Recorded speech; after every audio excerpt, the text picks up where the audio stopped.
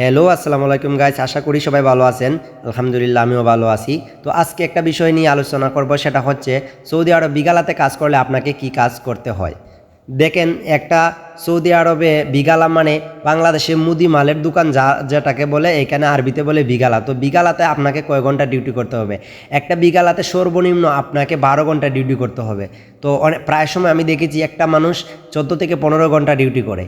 তো আর বেতন বেসিক্যালি 15 থেকে 1800 রিয়াল থাকে।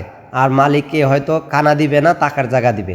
তো যারা বিকালাতে কাজ করবেন, দেখেন খুব সিকিউরিটি আছে, সব কিছু সিসি ক্যামেরা দ্বারা নিয়ন্ত্রিত থাকে।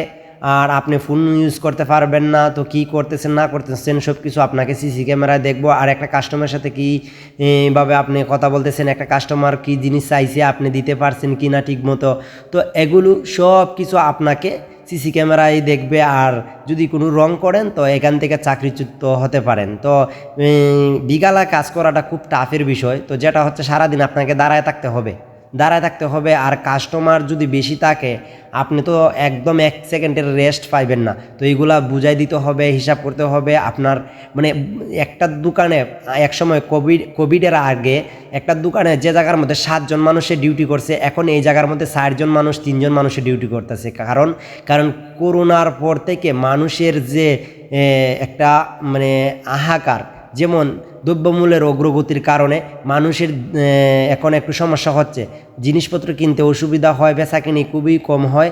এই জন্যে 4 জনের জায়গায় 2 জন আর 7 জনের জায়গায় 3 জন দিয়া কাজ চালাইতেছে। তো যাই হোক, এখন আপনাদের কে যেটা বলতে চাইছি, একটা বিগালাতে বাংলাদেশও দেখেন, আপনি যদি ঢুকেন, যেমন একটা মুদি মালের দোকানে আপনি যেটার মধ্যে ঢুকবেন, যে জিনিসটার জন্য শুধু এই দোকানে এইটাই পাইবেন, আর কিছু পাইবেন না। আর এইখানে সৌদি আরব একটা দোকানের মধ্যে আপনি ঢুকলে আপনার নিত্যদিনের প্রয়োজনীয় যাবতীয় জিনিস আপনি পাইবেন। তো এখানের মধ্যে আপনাকে 2 দোকানও 3 দোকানও দৌড়াদৌড়ি করতে হবে না।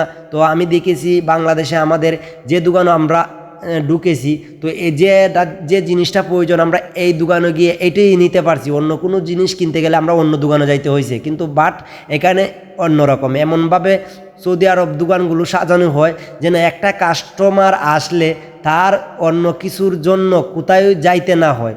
তো এইখানে দেখেন, একটা রুটি, মানে একটা মানুষ যে রুটি খাইব, সকালে নাস্তা করব, এই যে দোকানে সকালের নাস্তা থেকে শুরু করে তারপরে কাপড় আছে, কসমেটিক আছে, বাচ্চাদের খেলনা আছে, তারপরে আপনার জুতা আছে, তারপরে তেল, সাবান, লসুন, মানে যাবতীয় এভরিথিং, মানে আপনার প্রয়োজনীয় এমন কোনো জিনিস যে আপনি এইটার মধ্যে পাইবেন না, এরকম কোনো কথাই নাই। তো আমরা যারা সৌদি আরব আছি, অবশ্যই আমরা জানি যে আমরা কোনো সময় আমাদেরকে অন্য দোকানে যাইতে হয় না। মানে ঠান্ডাতে যে বিভিন্ন ধরনের জুস, ফল, ফুড, তারপরে আইসক্রিম, শাক, সবজি, যা প্রয়োজনীয় জিনিস, মানে এভরিথিং, কাঁচামাল থেকে শুরু করে একদম কসমেটিক পর্যন্ত যাওয়া একমাত্র বিগালাতে।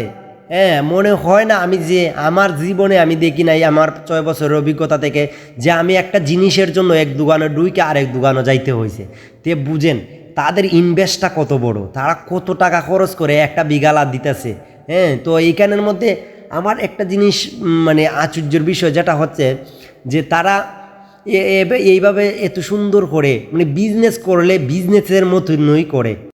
তো এই পর্যন্তই ছিল আজকের ভিডিও। যদি ভিডিওটা ভালো লাগে তো অবশ্যই লাইক, কমেন্ট, শেয়ার দিবেন। আর কোন ধরনের ভিডিও চান আমাকে জানাবেন। ধন্যবাদ।